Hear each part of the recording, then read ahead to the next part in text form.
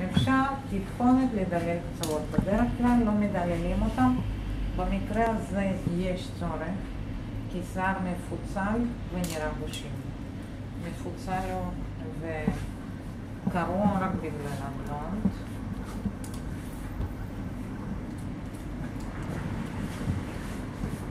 כאן במיוחד כי יש לה תמיכה. לא חייבים לעשות בילול בכל הקצוות, רק איפה שיש צורך.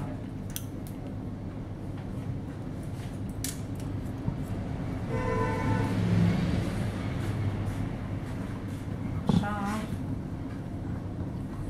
יש הרבה מאוד שיטות לדילול ועבודות עם מספרי דילול שאנחנו יכולים לעשות אותם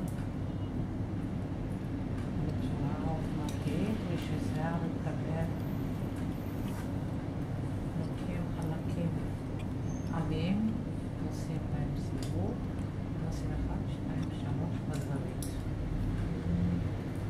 מספריים חייבות להיות בזווית.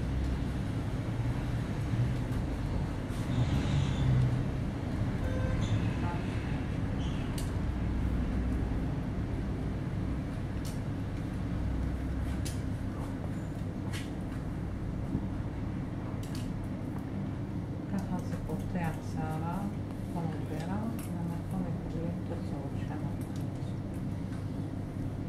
במקומות איפה שהרבה שיער, טיפה סוגרים מספריים לא עד הסוף. ולא חוזרים על מקום איפה שעשינו. עכשיו. לא הולכים לסתם.